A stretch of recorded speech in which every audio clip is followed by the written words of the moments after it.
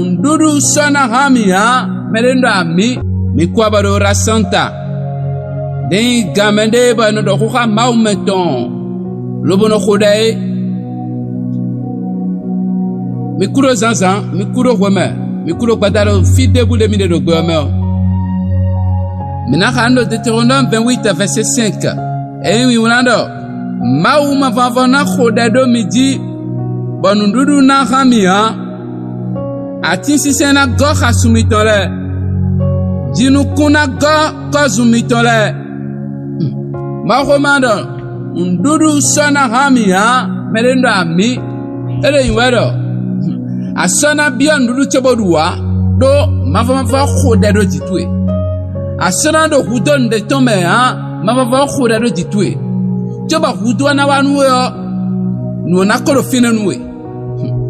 do erete kozu mitole na go ere yiwerete ago mitole nueme ele gleo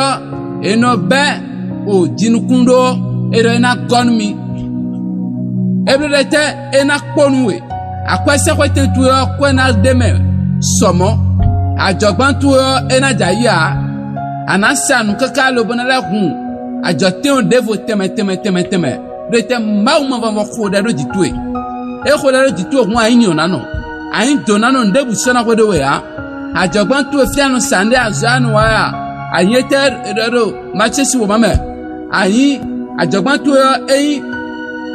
otokolo podo soji do aga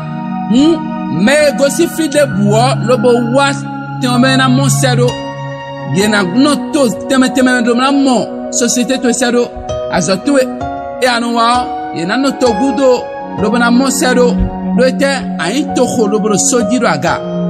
ayin gbigbola yena monsedo ena pachawe nusisa to na dio no asiku setonu ma vavono ajotu yo nukon itona dio no asiku setonu ma vavono do asetonio erete na zewera gahu to de lebi wakota de lebi minimbo setonu mau ana khode mara mau de khoto dagbon kozu teni go akwese kwete tio akwani gome akwese na rame ha ba do kwesi kuto anu jame yira jigbon di siami yo sona imo ajogban tu esona janya na tite lo ba kwena ro reserve na do finanue lo ba na kun kando ten devo bo kun devo do mama va khoda do jitwe daine de akuno kho ni chero présentoma ni chero ajoten tue no ajoten tue no ano wa ni to khoro poro soji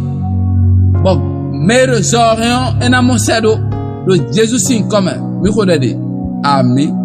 fifani mero kulo potom amen.